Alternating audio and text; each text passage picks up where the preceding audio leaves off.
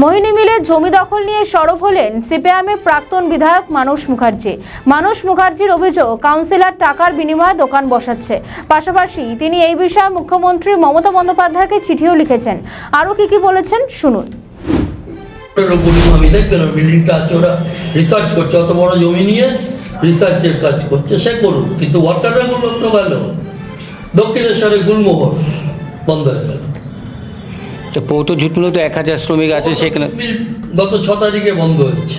সেই নিয়ে একবারও মুখ খোলেননি মদন মিত্র। কোনো হুঁশ নেই এসব ব্যাপারে, হুঁশ দেখান না। কোনো কারখানা একটা বেসিক কাজ কি করেছেন আমাদের গভর্নমেন্টের জন্য বলতে হবে। এতদিন তো গভর্নমেন্ট আছে, একটা প্রচুর বেসিক ডেভেলপমেন্টের কি কাজ হয়েছে? তা মদন মিত্র কি কামারহাটি শিল্প নিয়ে শীত ঘুমে আছেন?